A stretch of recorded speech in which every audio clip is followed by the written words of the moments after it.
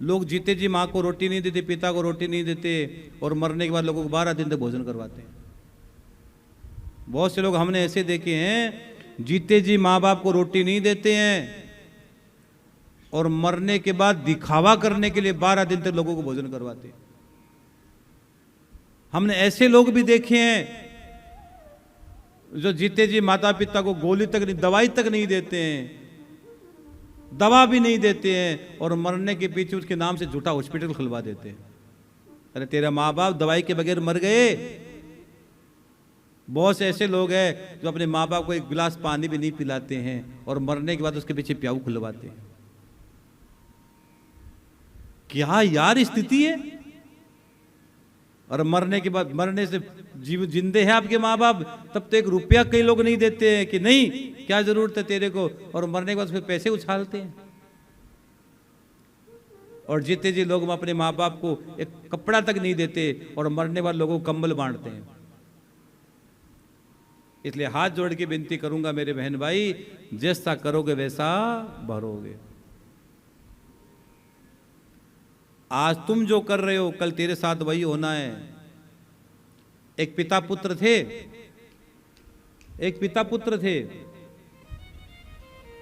पिता, मां बचपन में चली गई थी बेटे की, और पिता ने बेटे को बहुत प्रेम से पाला, बहुत प्रेम। जिस बच्चे की मां बहुत जल्दी चली जाए ना, उस बाप पर बहुत ज्यादा जिम्मेदारी आ जाती है।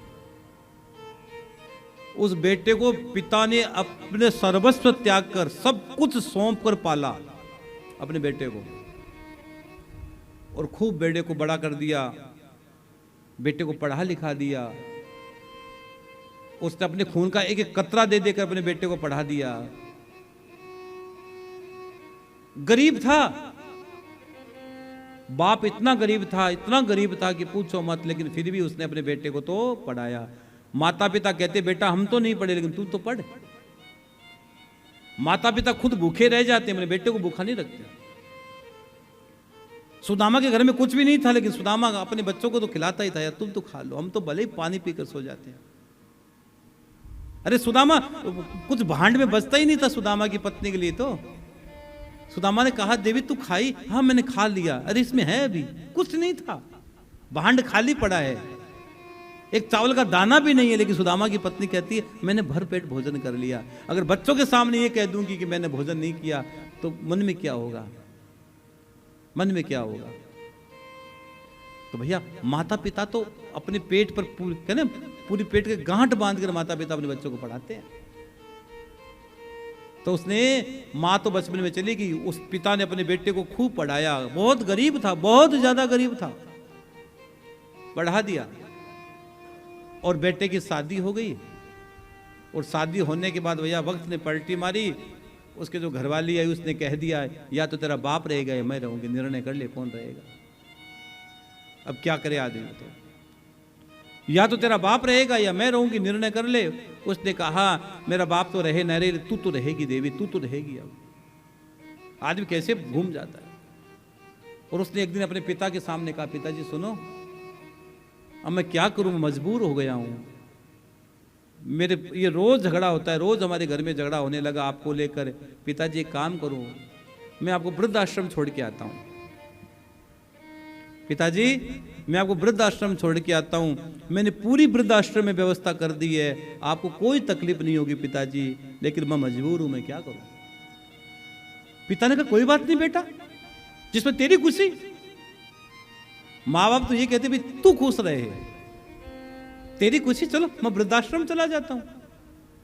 पिता ने एक बार भी ना नहीं बोली। और भैया पिता और पुत्र वृद्धाश्रम को जाने को तैयार हो गए। गरीब थे, कोई साधन तो था नहीं, और पिता पुत्र दोनों पैदल जा रहे हैं। चलते चलते वो जा रहे हैं, और चलते चलते एक पेड़ आया, बहुत घना पेड़ था, और पिता पुत्र उस पेड़ के नीचे बैठ गए।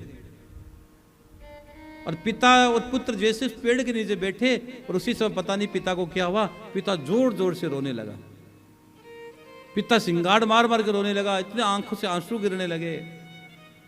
ये जब पिता की आंख में आंसू उस बेटे ने देखा, तो बेटे ने कहा पिताजी मैं मजबूर हूं, मुझसे आपके आंख के आंसू नहीं देखे जाते, मैं बहुत मजबूर हूं, लेकिन पिताजी मैं आपको वचन देता हूं कि आपको वृद्धाश्रम में कोई तकलीफ नहीं होगी, मैं पूरी व्यवस्था आपकी वृद्धाश्रम में करूंगा, आपको वहां कोई तकलीफ नहीं होगी पिताजी, पूरी व्यवस्था वृद्धाश्रम में आपकी रहेगी। लेकिन मैं क्या करूं पिताजी, आप रो मत, आपकी आंखों में आंसू अच्छे नहीं लगते हैं, आप मत रो।